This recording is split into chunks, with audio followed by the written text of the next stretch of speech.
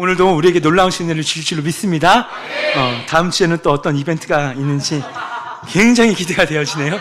점점 잘하고 계십니다. 너무 멋져요. 에스더셀 너무 감사하고, 이제 에스더셀도 꽉 차죠? 이제 그것보다 3배, 4배 배가의 붕이 있을 것입니다. 오늘도 주신 말씀 같이 보기 원하는데요. 요한복음 2장 1절부터 11절까지, 요한복음 2장 1절부터 11절까지 우리 앞에도 나와 있습니다. 다 같이 우리 한 목소리로 말씀 읽어봅니다. 시작.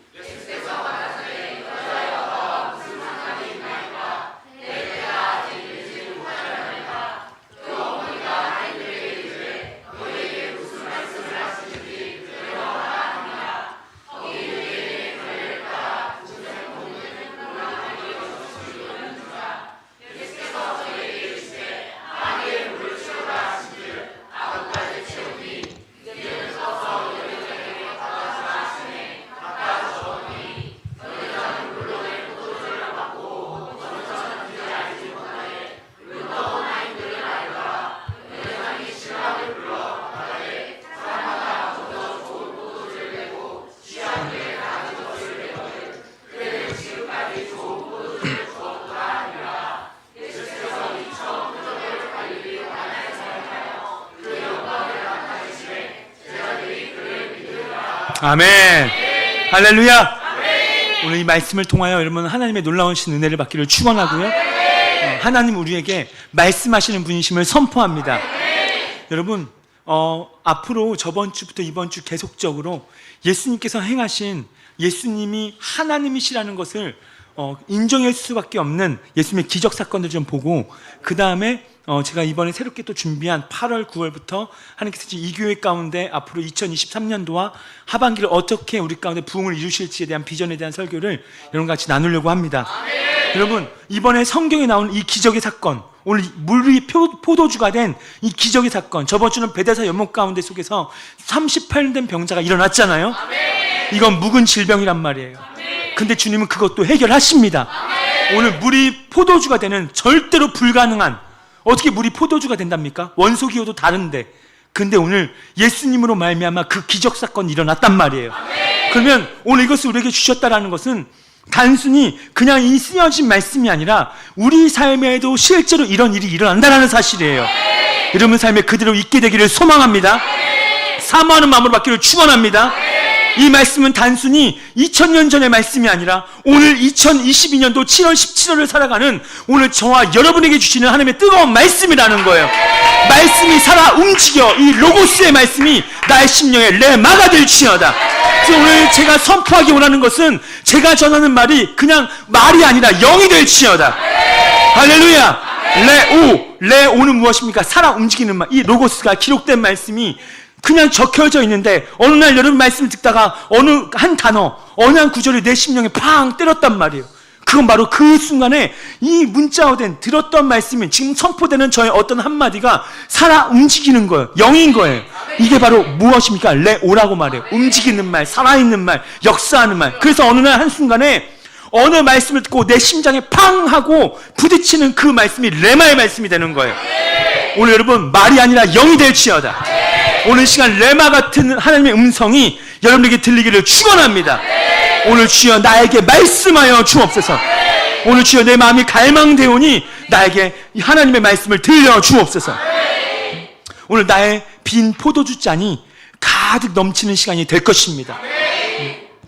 어느 교회에서 이제 주일 11시 때 성찬식을 이렇게 하고 있는데, 분병을 하고 이제 떡을 나누고 이제 분잔, 포도주 잔을 나누는데, 분잔하시는 집사님의 얼굴이 사색이 된 거예요. 시퍼렇게 질린 겁니다. 보니까 목사님이 왜 그래? 하고 물어보니까 목사님 포도주가 떨어졌어요. 그 나머지 사람들 못 먹게 된 거예요. 그 이야기를 듣는 순간 어디서 많이 듣던 이야기입니다. 더 심각한 것은 뭐냐? 포도주가 떨어진 것보다 내가 예수님이 아니라는 거예요. 빨리 그럼 포도주를 바꾸면 되는데 바꿀 수가 없는. 물을 포도주로 바꾸신 예수님이 그때 그렇게 절실히 필요하더라는 거예요. 오늘 예수님이 기적을 행하시는데 가나의 혼인잔치에서 물을 포도주로 바꾼 그 기적. 오늘 우리는 이 사건을 보면서 여러분 한 가지 포커스해야 되는 것은 뭐냐면 기적 중심이 아니라는 거예요. 이 기적을 통해서 예수님을 보길 바랍니다. 예수님께 초점이 되길 바랍니다. 여러분 심령 안에 예수님이 중심이 되셔야 되는 거예요. 왜 그러는가? 예수님은 지금 이 순간에도 살아 계셔요. 지금 이 순간에도 이 공간에 거닐고 있단 말이에요. 그래서 이 가운데 속에 정말 오늘도 물을 포도주로 바꾼 것처럼 주여 내 삶이 바꿔야 됩니다. 이 부분이 바꿔야 합니다. 이 영역이 바꿔져야 합니다라고 애타게 부르짖으며 갈망하는 주님, 이 사람 좀 바뀌어야 되고 내 직장 좀 바뀌어야 되고 주님 나의 성격도 좀 바뀌어야 되고 오늘 나의 어떠함이 좀 바뀌어져야 되는 갈망함을 가진 어느 그 누군가에게 예수님은 이 말씀을 오늘 주신 것이고 이 말씀을 듣는 가운데 속에 그분을 찾아가서 그의 삶을 물이 포도주가 된 것처럼 바꾸실 줄로 믿습니다. 우리 찬양 하나만 하고 우리 한번 예배합시다. 예수님이 말씀하시니 물이 변하여 뭐가 됐다? 포도주네. 한번 찬양합시다. 들어. 예수님이 말씀하시니 물이 변하여 포도주 됐네. 예수님이 말씀하시니 물이 변하여 예수님 나에게도 말씀하셔서 새롭게 변화시켜 주소서. 예수님이 말씀하시니 발이 매우만 눈을 떴다네. 예수님이 말씀하시니 발이 매우만 예수님 나에게도 말씀하셔서 새롭게 변화시켜 주소서. 예수님이 말씀하시니 죽은 나사로가 살아났다네. 예수님이 말씀하시니 죽은 나사로가 예수님 율동 나봐요. 예수님 나에게도 말씀 율동하셔서 새롭게 변화시켜 주소서. 예수님 거친 바다가 잠잠해졌네. 예수님이 말씀하시니 거친 바다가 잔잔해졌네. 예수님 나에게도 말씀하셔서 새롭게 변화시켜 주소서. 할렐루야. 오늘 예수님이 살아계십니다. 예수님이 이 땅에 오셔서 행하신 모든 기적은요, 예수님이 하나님이라는 교통 표지판과도 같은 거예요. 기적을 볼 때마다 예수님은 하나님이시구나. 요한복음 1장에 이런 말씀이 있습니다. 태초에 말씀이 계시니라. 이 말씀이 하나님과 함께 계셨으니 이 말씀은 곧 하나님이시니라. 그러니까 예수님은 말씀으로 포도주를 변화시키신 거예요. 이건 바로 무엇인가? 그분은 창조주이십니다. 그분은 하나님이십니다. 단순히 예수는 4대 성인 중에 한 명이 아니라 역사적 예수를 말하는 것이 아니라 그분은 실제적인 하나님이시고 그 하나님이신 예수님이 인간의 몸을 입고 이 땅에 오셨단 말입니다. 그러니까 오늘 저와 여러분이 다른 것이 보여지는 것이 아니라 예수님이 선명하게 보여지는 거예요. 오늘 본문에 보니까요, 사흘째 되던 날, 한번 따라해봐요. 사흘째 되던 날. 아주 잘 따라하고 있습니다. 갈릴리 지방의 대표적인 도시가 몇 군데가 있는데요. 예를 들면 경기도 지방에 구리시, 수원시, 오산시 이런 것처럼 갈릴리 지방의 대표적인 도시들이 있다면 가버나움시, 가나, 나사렛, 가이사랴 빌립보 이렇게 있습니다. 오늘 가버나움에서 26km 정도 떨어진 그곳에 가나라는 지역이 있는 거예요. 거기서 벌어진 일입니다. 예수님보다 예수님의 어머니 마리아가 그 혼례에 초청을 받아서 먼저 가셨습니다. 그리고 나서 마리아가 이렇게 보면서 문제를 먼저 일찍 파악한 거예요. 그리고 나서 3일째 되는 날에 예수님께서 그 혼례에 오신 겁니다.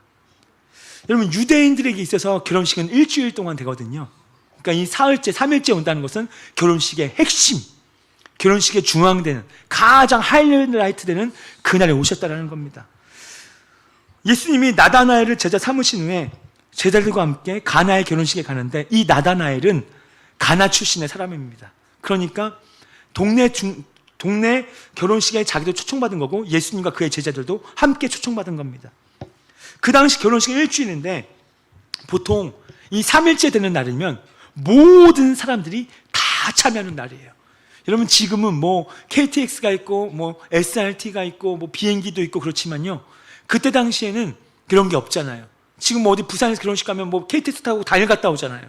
근데 이때는 저 멀리서 와야 되고 산을 건너 물을 건너 와야 되기 때문에 하루 만에 못 옵니다. 그래서 결혼식 일주일에서 언제든지 와서 우리 좀 축하해 주라는 거예요.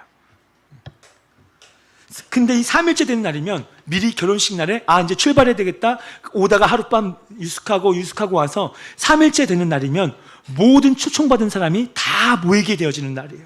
그러니까 이 3일째 되는 날이 음식이 가장 풍성하고요, 가짓수도 굉장히 많습니다. 첫째 날과 둘째 날은 음식을 많이 꺼내놓지 않아요. 그냥 약간만 꺼내놓다가 제일 사람이 많을 때, 그때 모든 음식을 다 풀어버립니다. 그러면 이제 4일째, 5일째, 6일째 되는 사람들은 저 지방 멀리서 왔던 사람들이거나 일 때문에 못 왔던 사람들이거나 오긴 와야 되는데 여러 일들이 앞에 있는 사람들은 나중에 4일째나 5일째, 6일째 그때 돼서 결혼식에 참여하는 거예요. 이제 4일에서 6일째에는요, 대접이 조금 초라합니다. 왜냐하면 1일, 2일, 3일째 먼저 음식을 대접하고 그 남은 음식을 좀 정리해서 그 상에 꺼내놓는데, 그렇게 음식은 그 3일째보다는 화려하지는 않아요. 근데 오늘 이 기적은요, 결혼식의 중앙인 4일째, 3일째 되던 날에 벌어진 겁니다. 어느 잔치일은 첫째 날에 음식을 떨어지는 경우는 거의 없어요.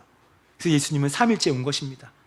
세 번째 날은 잔치를 여는 신랑의 집 편에서는요, 가장 중요하고도 긴장되는 날이에요. 왜냐하면요, 모든 손님들이 1일에서 3일에 거의 대부분 다 오기 때문에 세 번째 날에 이 3일째 잔치를 잘 치르고만 한다면 나머지 4, 5, 6일째는 남은 음식 가지고 그냥 할 수 있기 때문에, 만약 3일째 음식이 떨어진다면 결혼식은 파탄나 버리는 거예요. 끝나버리는 겁니다. 이 결혼식 행사는 망하는 거예요. 그런데 이제 그 3일째 되는 그 밤에, 저녁에 피크 때, 사람들이 막 흥에 돋구고만 있는 그때 그 집 주인들이 가장 걱정하는 일이 터집니다. 결혼식에서 가장 중요한 포도주가 떨어진 거예요. 그럼 사이다 먹으면 되지? 여러분, 그게 아니에요. 이 당시 중동시대의 포도주는 물과 같은 거였습니다. 그 차가운 포도주, 중동의 뜨거운 햇볕, 중동의 그 모래바람을 뚫고 온 사람들이 가장 즐겨 마셨고 물처럼 마셨던 게, 왜냐하면 여러분, 문화를 좀 아셔야 될 게 뭐냐면, 팔레스틴, 그 이스라엘 땅은요, 물이 석회물이에요. 여러분, 나중에 성지순례 가보면 물을 다 사 먹습니다. 이스라엘 땅에 나는 물은 석회질이 포함되어 있어서 물을 못 마셔요. 그렇기 때문에 이스라엘 백성이 뭘 해야 하냐면 포도주를 물처럼 마시는 겁니다. 온도를, 그 도수를 낮게 해가지고 거의 뭐 과일 주스처럼 이렇게 마시는 게 포도주란 말이에요.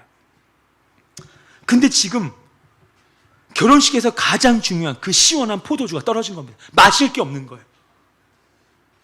이 포도주는 결혼식에 가장 흥을 돋구는 음식 중에 하나거든요. 최고로 중요한 거예요.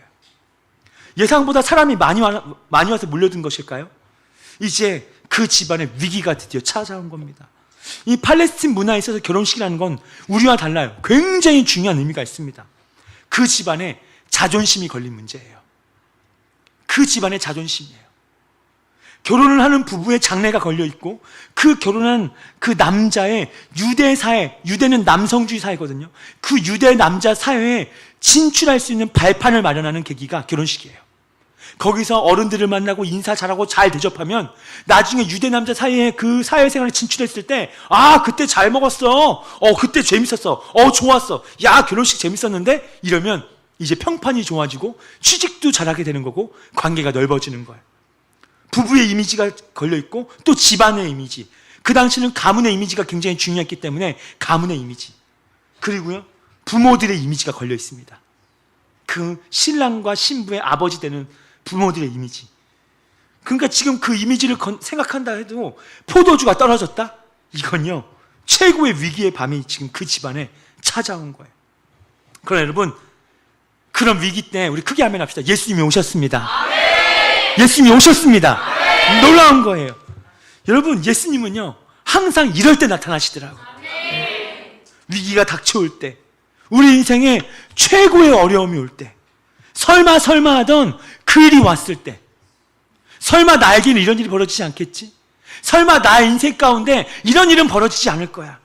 근데 그런 일이 나에게 왔을 때, 내가 생각해보지도 못하고 경험해보지 못하고 내가 정말 계획해보지 못했던 그런 어마어마한 위기가 내 인생에 닥쳐올 때, 혼자 힘으로 할 수 없는 절망적인 순간에 예수님이 오신다라는 거예요.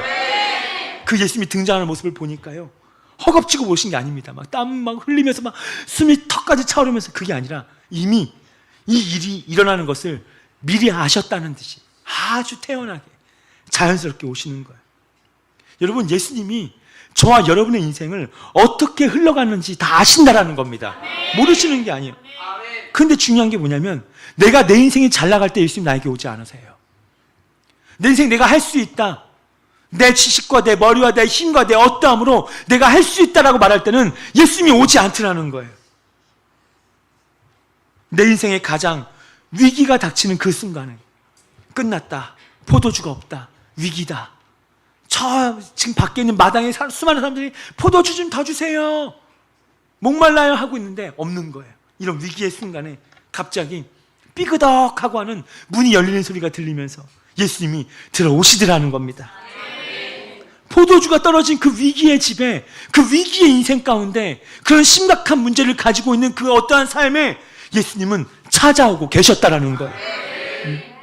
가나의 혼인잔치 첫째 날에는 폭죽을 터뜨립니다. 폭죽을 터뜨리며, 자, 이제 이 신랑과 신부, 이 집안과 집안의 가문과 가문의 결혼식을 거행하겠습니다. 연회장이 폭죽을 터뜨리며 시작을 해요.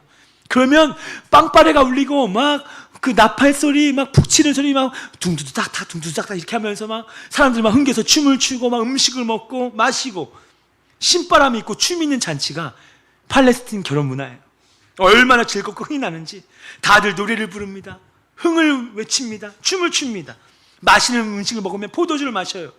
그런데 그 집안에, 그 창고에 있는 포도주가 점점 사라지는 겁니다. 이제 많이 남지 않았어요. 제가 이 말씀을 묵상하다가 이런 게 보여지는 거예요. 포도주 통에 한 눈금 한 눈금 사라질 때마다 신랑과 신부의 마음은 덜컹덜컹했을 거고, 그때 예수님은 한 발자국 한 발자국 더 가까이 오신다라는 거예요. 두 눈금이 사라지면 두 발자국 더 오시고, 세 눈금이 사라지면 세 발자국 더 오시는 우리 예수님. 내 인생의 잔이 빈잔이 되어갈 때 내 곁에 점점 가까이 오시는 예수님을 경험하시기 바랍니다. 그러니까 오늘 여러분 인생 가운데 지금 내 삶에 문제입니까? 내 삶에 어려움이 있습니까? 그러면 여러분 예수님이 지금 가장 가까이 있다는 것을 발견하시길 축원합니다. 포도주가 다 떨어져서 이제 바닥 긁는 소리가 벅벅 나기 시작할 때 예수님이 삐그덕하고 들어오시는 거예요. 내려가는 눈금에 예수님이 점점 함께 오셔서 드디어 엔카운터하는 기적이 바로 가나의 혼인 잔치라는 겁니다. 오늘 이 방 안에 계신 분들 문제가 있습니까? 예수님의 걸어오는 소리가 들릴 것입니다. 신랑의 발걸음 소리가 반드시 들릴 거라는 거예요. 어떻게 하려고요? 내 삶을 구원하시려고, 그 문제를 해결하시려고. 나의 소망이 끝났다고 생각하는 순간에 내 인생의 문을 열고 들어오시는, 내 삶의 마음의 문을 열고 들어오시는 그 예수님을 만나게 되는 줄로 믿습니다. 예수님은 지금요 여러분을 이렇게 주목하고 계시는 거예요. 예수님이 지켜보고 계시는 거예요. 잔치집 같은 인생, 그 집에 뭔가 이상한 조짐이 보이는 것처럼 예수님이 딱 눈에 보이잖아요. 그럼 예수님은 이제 떠날 채비를 하고 계시는 거예요. 내가 이제 떠나겠다. 이제 나를 향해 걸어오시고 점점 가까이 오시고 내 인생에 점점 빈잔이 되어갈 때 예수님이 정확한 타이밍에 나를 찾아오신다는 거예요. 잔치집의 위기가 고조되자마자 그 집에 있었던 예수님의 어머니가, 그 마리아가 예수님께 말을 합니다. 예수님요, 저들에게 포도주가 없나이다. 예수님이 지금 그 집안의 문제, 신랑 신부의 눈치 막 석닥석닥 하는 거 보고, 표정이 심각한 것을 보고 마리아가 가서 물어봤을 수도 있을 거예요. 무슨 일이냐고. 왜 무슨 걱정이냐고. 큰일 났다고. 포도주가 떨어졌다고. 마리아는 이걸 알기 때문에 야 이거 심각한데? 마침 예수님이 오셨어요. 오자마자 주여 저들에게 포도주가 없나이다. 마리아는 하인들에게 시키지 않았습니다. 빨리 가서 사오라고. 빨리 가서 포도주 좀 사오라고. 아니에요. 마리아는 그 문제를 해결할 분이 예수밖에 없다는 것을 알았다는 거예요. 오늘 여러분이 여러분 집안의 마리아가 되기를 축원합니다. 여러분 직장의 마리아들이 되길 바랍니다. 마리아는 예수님께 그 어떤 문제를 가지고 기도했던 자예요. 주여 저들에게 포도주가 없습니다. 이건 기도인 거예요. 이거 예수님께 요청했다는 거, 알았다는 거예요. 오늘 이 시대에 마리아들이 없기 때문에, 오늘 여러분 가정에 마리아들이 없기 때문에 어떤 수많은 문제들이 있어도 주여 이것이 없습니다, 이런 문제가 있습니다라고 말할 사람이 없기 때문에 많은 사람들이 신앙이 떠나가 버리고 식어져 버리고 그 문제에 허덕이는 거예요. 근데 마리아는 그 수많은 결혼식 있는 사람들 가운데 신랑과 신부도 아니에요, 그 부모도 아니에요. 오직 마리아 한 사람만이 예수님께 나아가요. 마리아만 예수님께 나아가서 주여 저들에게 포도주가 없습니다. 그 안에 무엇입니까? 예수님만이 이들의 빈잔을 채워줄 수가 있습니다. 어머니의 부탁을 받은 예수님의 대답이 냉랭합니다. 여자여, 이 집에 포도주가 떨어진 것과 나와 도대체 무슨 상관이 있습니까? 저 집에 포도주가 떨어진 것과 나는 상관이 없습니다라는 거예요. 예수님은 이 기적을 일으키고자 하는 마음이 없어 보입니다. 내가 왜 해줘야 되는데요? 꼭 이런 느낌이에요. 근데 중요한 것은 뭔지 아십니까? 나중에 예수님께서 물론 포도주를 바꾸긴 바꾸셨는데 어쩔 수 없이 어머니 마리아 때문에 그 부탁을 거절할 수 없어서 예수님께서 그 기적을 이루신 것은 아니라는 거예요. 무슨 말인지 아세요? 예수님은 우연의 하나님은 아니라는 거예요. 무엇을 원하셨냐면 마리아의 믿음을 끌어내기 원하셨던 겁니다. 예수님은 항상 계획하신 것을 이루시는 분이에요. 그냥 우연히, 어쩔 수 없이, 그냥 대충? 아니에요.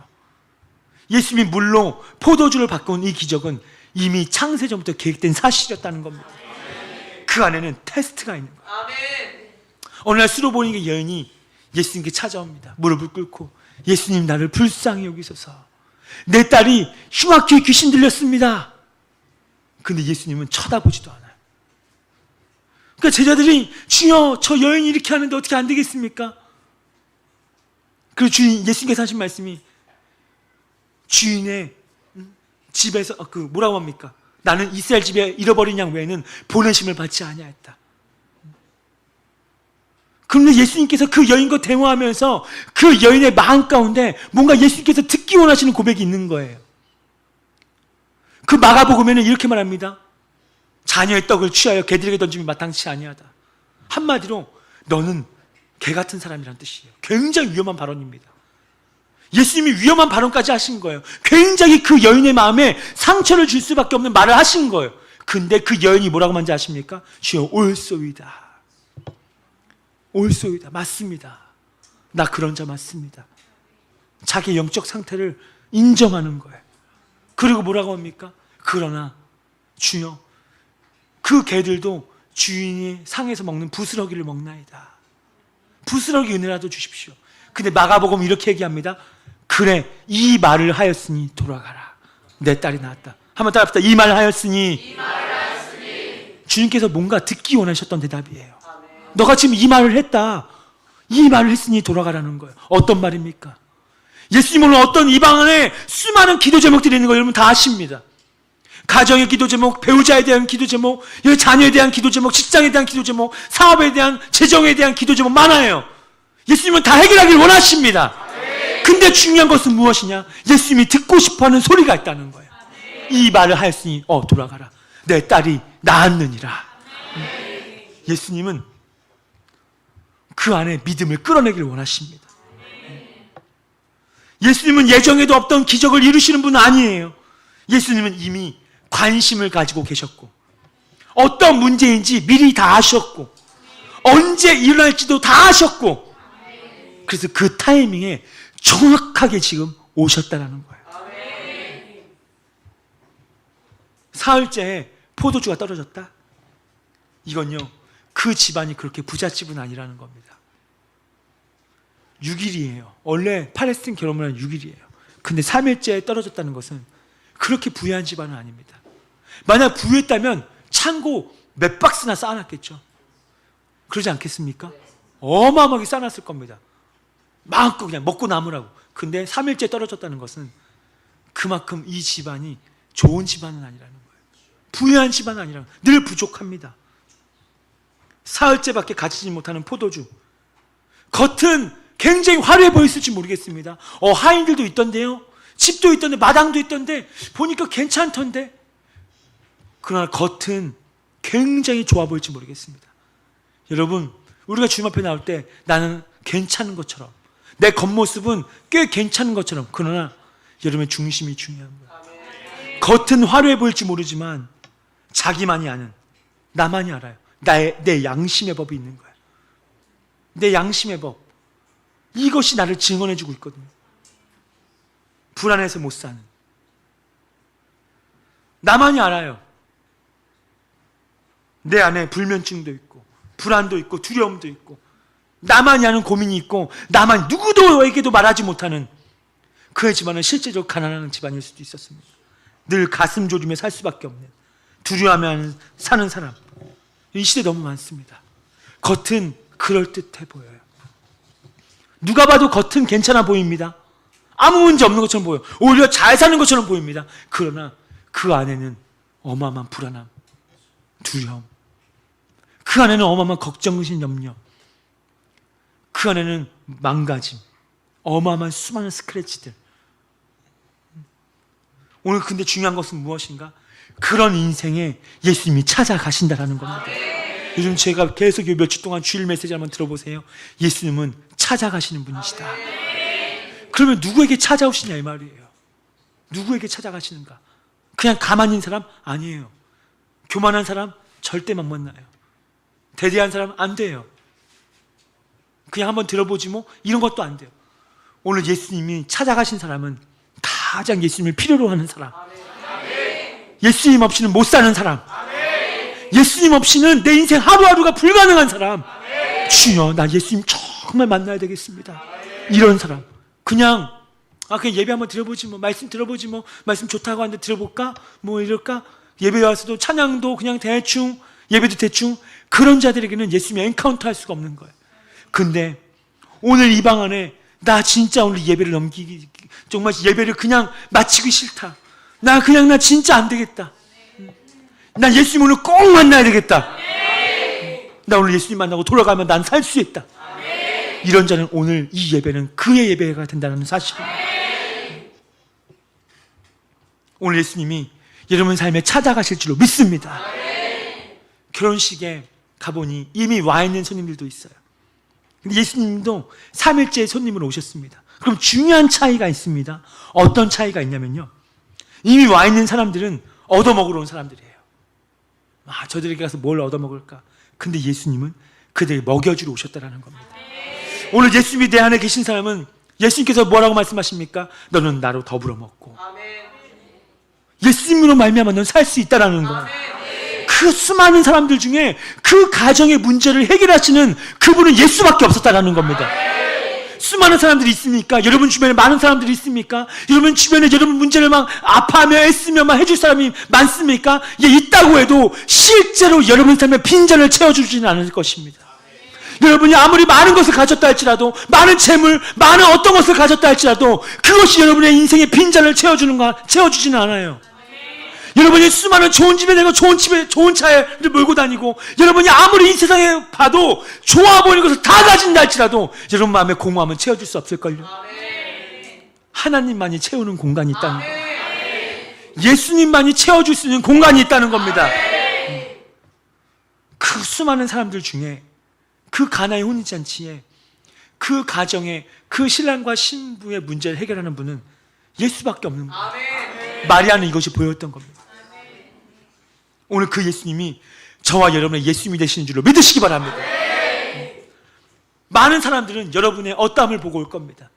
여러분의 잘나 보이는, 때로는 여러분의 재정, 돈, 두툼한 지갑을 보고 찾아옵니다. 막 함께 하겠다고 합니다. 그러나 어느 순간 여러분에게 어떠한 것을 얻는 것이 줄어진다고 생각했을 때 가차없이 떠나가는 그들. 근데 예수님은 어떤 분이신가? 나의 점점 사라지는 나의 빈잔을 보고 오신다라는 겁니다. 예수님은 그 빈잔을 들고 어찌할지 모르는 그 인생에게 예수님은 찾아오시더라는 거예요. 그러면 여러분, 오늘 여러분 마음 얼마나 비어있냐 이거예요. 성령님 오세요. 예수님 오세요. 내 마음에, 내 잔에 꾸역꾸역 성령님을 꾸겨서 넣는 게 아니라니까요. 오늘 여러분 얼마나 그 주님 앞에 갈망하십니까? 여러분 많이 공허하십니까? 여러분 마음이 어떠십니까? 정말 겸손하십니까? 오늘 그런 빈 잔에 우리 예수님이 채우실 수가 있는 거예요. 그 예수님이 그 빈잔을 차고 넘치게 해서 안겨준다는 겁니다. 이 세상 것으로도 줄 수 없는, 이 세상 것으로도 만족함을 누릴 수 없는 그것들을 오늘 빈잔을 가진 그 심령에 예수님께서 부어주시는 거예요.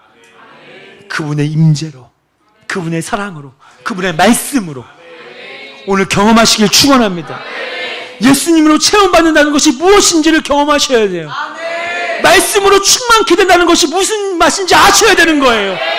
예수의 맛이 느껴질지어다. 어느 순간 나도 모르게 세상의 맛이 느껴지는 건 아닌가. 여러분, 이 땅에는 두 가지 소염이 있습니다.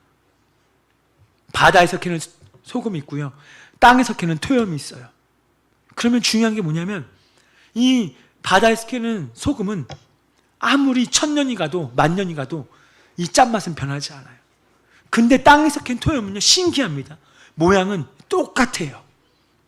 소금과 똑같습니다. 까끌까끌하고 흰 색깔이고 굉장히 똑같아요. 근데 한 가지 특징은 뭐냐면, 이 토염은 이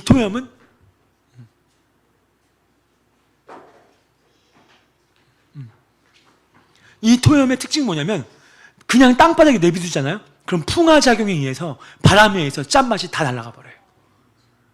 이게 토염의 특징이에요. 그럼 어떤 일이 벌어지냐면요, 이게 아무리 수천만 톤 쌓아놔도 풍화작용 한번 다 불면 짠맛 다 날아가 버리기 때문에 이거 쓸모짝이 있습니까? 없습니까? 그러니까 밖에 버려져 사람에게 밟힐 뿐이 되는 거예요.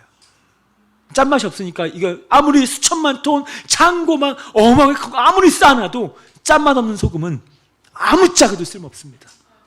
그것까지 공기놀이 할 수도 없어요. 이거 음식에 넣을 수도 없습니다. 그러니까 버려버리는 거예요. 풍화작용에 의해서, 바람이라는 것에 의해서. 여러분, 과거에는 예수의 맛이 느껴질 수도 있었습니다.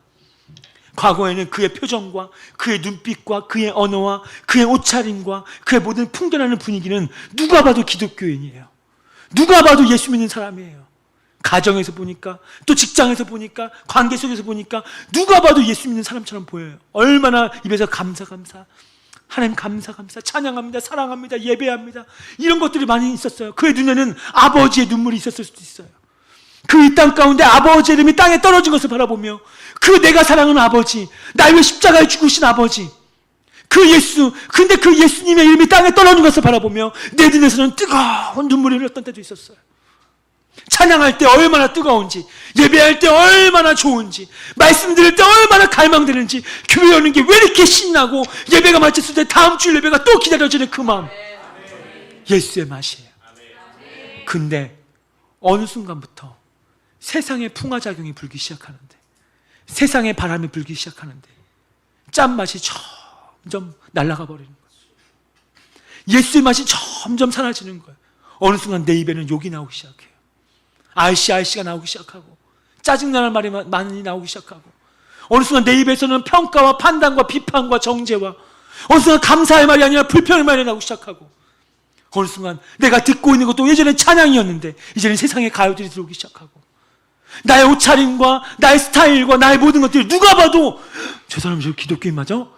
이렇게 돼버리고, 이제는 예배에 대한 갈망, 주를 향한 열정, 주님을 향한 주님의 십자가를 향한 내 마음의 뜨거운 감격과 감동과 감화는 이미 점점 사라져버린 채 누가 봐도 냉랭한, 무감각한 짠맛 없어진 겁니다.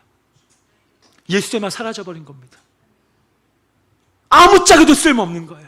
그러니 어떻습니까? 예수님이 땅에 다시 오실 때 너는 밖에 버려져 사람에게 밟힐 뿐이다. 여러분, 오늘 여러분의 예수의 맛이 있습니까? 오늘 여러분 그 빈잔이 정말 있습니까? 예수님으로 말미암아 만족해하고 갈망해하고 예수님만으로 말미암아 정말 내가 충만함을 느끼는, 아무리 은혜를 부어줘도 예배 마치면 들어갈 때 공허함이 가득한 예배 왜 드렸는데요? 주님 못 만난 거예요. 예수님 못 만난 거예요. 근데 어느 누군가는 그 자기의 인생의 빈잔 일주일 동안 살아가면서 때로 그 잔에 죄도 담았을 수도 있고 실패와 좌절과 절망과 울음과 사람들의 소리, 그러나 오늘 예배 오면서 그걸 다 엎어버리면서 예수님, 오늘 난 예수님으로만 채워주십시오. 나의 빈잔을 높이 듭니다. 하늘 양식으로 내게 채워주옵소서. 그때 주님이 넘치도록 채워주시네. 우리 찬양 한번 합시다. 우물가의 여인처럼 난 구했네, 헛되고 헛된 것들.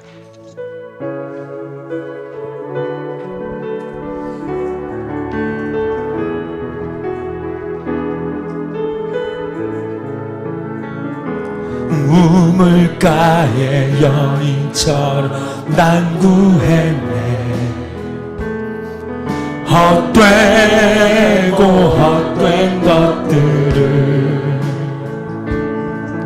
그때 주님 하신 말씀 내 삶 진실하게 간절하게, 오 주님, 오 주님 채우소서. 나의 잔을 높이 듭니다.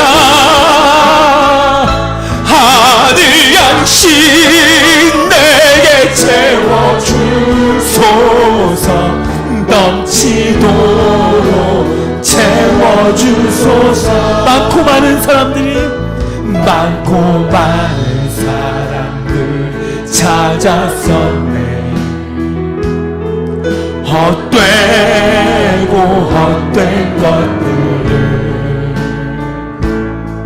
주 안에 감추인 몸에 세상 것과 난 비길 수 없. 오 주님, 오 주님 채우소서. 나의 잔을 높이 듭니다. 하늘 양식 내게 채워주소서. 넘치도록 채워주소서. 내 친구여 돌아오라, 내 친구여 거기서 돌아. 내 주의 넓은 품으로, 내 주의 넓은 품으로. 우리 주님 너를 반겨 그 넓은 품 우리 두 손 같이 높이 들까요? 오 주님 채우세요. 오 주님 채우소서. 나의 잔을, 나의 잔을 높이 듭니다. 하늘 양식으로 내게 채워주소서. 내게 채워주소서. 넘치도록 간절하게 오 주님 채우소서. 오 주님 채우소서. 나의 잔을, 나의 잔을 높이 듭니다. 하늘 양식으로, 하늘 양식 내게 채워주소서. 넘치도록 채워주소서. 아멘입니다. 사랑하는 여러분, 예수님 오늘 누구를 찾고 계시는가? 수고하고 무거운 짐진 자들아 다 내게로 오라. 내가 너를 찾고 있다. 다 내게로 오라. 내가 너희를 쉬게 하겠다. 사랑하는 여러분, 내 인생이 잔치집으로 시작했습니다. 기쁨으로 시작했습니까? 근데 어느 순간 초상집 같은 분위기로 바뀌어갈 때 내가 전혀 살아보지 못했던 인생이에요. 내 인생 가운데, 나의 가정 가운데, 나의 자녀 가운데, 나의 부모 가운데 도대체 어떻게 이런 일이 잔치집에서 초상집이 돼버렸어요. 근데 여러분 기억하세요. 그때 여러분 삶에, 여러분 가정에, 여러분 인생의 마당의 문을 열고 들어오신 예수님, 오늘 여러분을 가장 좋은 자리로 안내하시길 바랍니다. 그래서 예수님이 이렇게 말씀하십니다. 3장 20절, 계시록 3장 20절 다 같이 읽어봅니다. 시작. 볼지어다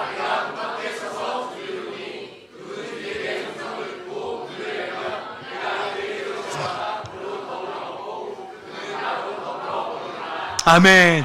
볼지어다 내가 지금 문 밖에 두드리고 있다. 이 노크 소리, 오늘 이 말씀이 여러분에게 지금 두드리고 계신 예수님의 노크 소리와 같은 거예요. 예수님이 이제 어머니의 부탁을 받고 바로 하인들에게 말씀하십니다.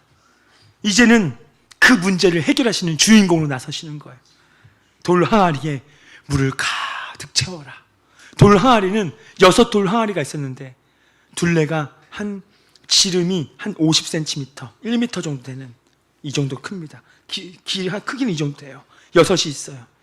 거기에 물을 가득 채우라는 거예요. 물을 채웁니다. 그 다음에 예수님 하신 말씀이 기가 막혀요. 이제는 그 물을 떠서 이 결혼식의 주최자인 연회장에게 갖다 주라. 연회장에게 갖다 주라는 말, 이건요 굉장히 놀라운 말입니다. 이 연회장은요 그 가족의 식구가 아니에요.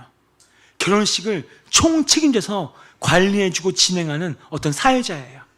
어떤 예를 들면 어떤 운동회 같은 거나 뭐 할 때 이거를 맡아달라고 하면서 뭐 레크레이션도 하고 뭐 사회도 보고 그런 것처럼 연회장이 그런 역할을 해요. 이 연회장은 결혼식을 총 책임하는 주관자인데, 잔치집이 이제 3일이 되면서 가장 피크인 그 저녁에 수많은 사람들 중에 맨정신으로 있는 사람은요 연회장 딱 한 사람밖에 없습니다. 어느 정도 포도주에 취해 있고요, 다들 흥이 나고 있을 때 이 연회장은 포도주를 잘 마시지 않습니다. 왜냐하면 6일째까지 이 가문의 결혼식을 자기가 잘 끝내야 자기 명함에 어디 집안 결혼식 행사 성공 몇 회 이렇게 하면 딱 명함 내밀었을 때 나 이 사람한테 해야 되겠다, 맡겨야 되겠다, 이게 자기의 직업이기 때문에 그 사람은 1일부터 6일째까지 바짝 깨어있으면서 음식량을 체크합니다. 몇 명 올 것 같아 이번에? 보니까 500명. 그러면 600인분 준비합시다. 포도주는 이만큼 준비하고, 그리고 우리가 다 내가 악기 연주팀 데려올 테니까 한번 해봅시다. 자, 잘해봅시다. 그렇기 때문에 1일부터 6일까지는 늘 깨어있고 민감하면서 계속 음식량을 체크하고 채우라고 하고 포도주를 갖다 놓으라고 하고. 근데 지금 맨정신 있는 연회장에게 물을 채운 그 물을 떠서 갖다 주라는 거예요. 너무 놀라운 말입니다. 가장 논리적인 사람이고요, 맨정신이고 이성적인 사람입니다. 근데 하인들은 그대로 순종하는 거예요. 따지지 않습니다. 묻지도 않습니다. 예수님 이거 떠주면 안 돼, 물이잖아, 이렇게 말하지 않아요. 하인들도 참 대단해요. 물을 떠줍니다. 그 연회장이 꿀꺽하고 마시는데 눈이 휘둥그레지는 거예요. 그러면서 신랑을 부릅니다. 이야, 그대는 지금까지도 좋은 포도주를 두었다니, 내가 여태까지 맛본 포도주 중에 최고다, 최고. 야, 이 결혼식 최고다. 연회장이 어떻게 하는지 아십니까? 제가 한번 유추해봤어요. 사람들 다 불러모이고 이것이 다 보여봐. 지금 3일째부터 이 신랑의 포도주를 최상급으로 풀어내는데 다들 맛보시오, 풍악을 울려라 하면서 막 사람들이 와 하면서, 그때 그 신랑과 신부는 눈물을 막 흘렸을 거예요. 여러분, 이건 지어낸 이야기가 아니라 사실적인 성경에 나온 이야기입니다. 오늘 기적의 주인공 되신 예수님이 오늘 저와 여러분 가운데 그렇게 변화시키려고 우리 가운데 살아 계시다 말입니다. 오늘 저와 여러분 삶에 기적이 일어납니다.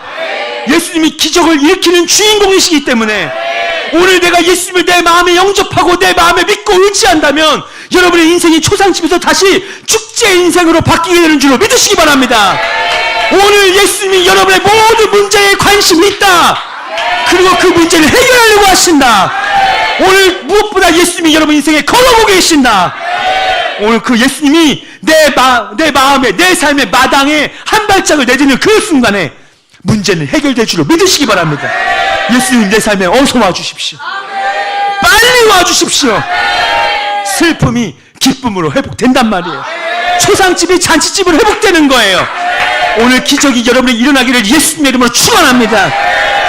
오늘 이 물이 포도주가 된 이 사건이 우리에겐 3번이나 일어났습니다. 첫 번째, 오늘 이 말씀 첫 번째고요, 가나의 혼인잔치에서 벌어진 일. 두 번째는 물이 포도주 된 사건이 겟세마네 동산에서 일어났습니다. 누가복음 22장 44절 말씀 읽어봐요. 시작.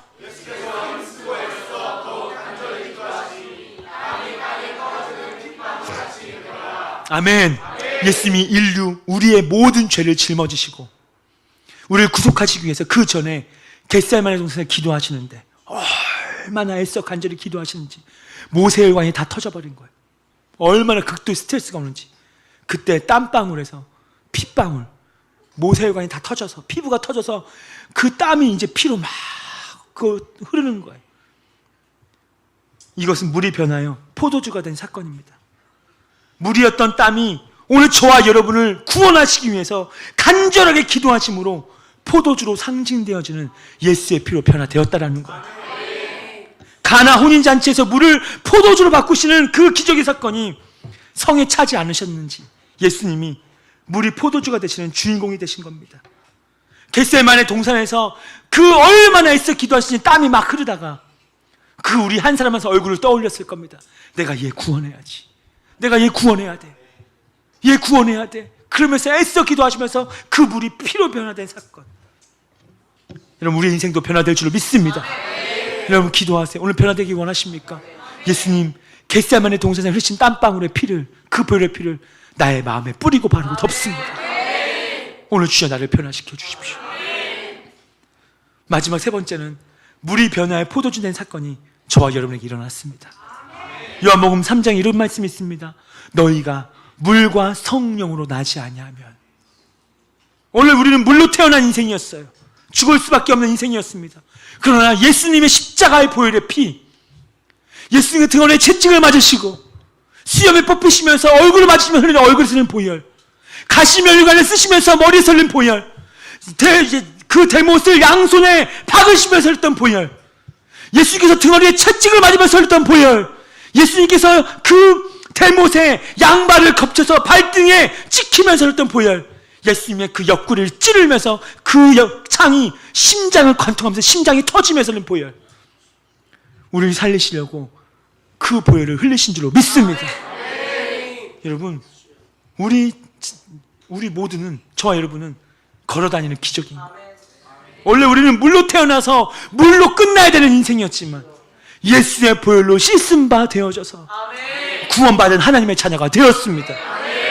이제 우리 안에 흐르는 예수의 피가, 예수의 보혈이 물이 변화해 포도주가 된 사건, 그것이 바로 저와 여러분인 줄로 믿으시기 바라요. 사랑하는 여러분, 축제 같은 여러분의 삶에 지금 위기인 분이 있습니까? 여러분 가정에 위기인 분이 있습니까? 그러면 귀를 여세요. 눈을 여세요. 여러분에게 다가오시는 예수님의 발걸음 소리를 들으시기 바랍니다. 오늘 여러분의 인생의 빈잔을 높이 들기 바랍니다. 빈잔이 채워지는 역사. 오늘 그 잔치집에 포도주가 떨어진 것처럼 오늘 경제적인 고난을 당하신 분이 있습니까? 육신의 질병으로 고난을 당하신 분이 있습니까? 관계의 어려움에 빈잔이 되신 분이 있습니까? 마음의 공허, 영적인 공허, 무엇입니까? 무엇으로 말미암아 여러분 마음에 빈잔이 되고 있는 분이 있습니까? 가정의 어려움 때문에 빈잔이 되는 분이 있습니까? 그러면 오늘 그 빈잔을 채우시고 가시길 바랍니다. 오늘 주님이 싹 다 채워주실 겁니다. 그리고 변화된 사건이 일어날 것입니다. 물이 변하여 포도주가 된 기적이 여러분 삶에 그대로 일어날 것입니다. 이미 일어났음을 선포합니다. 선포합니다. 주여 나에게 일어났습니다. 할렐루야, 할렐루야. 다 잘 일어나시겠습니다.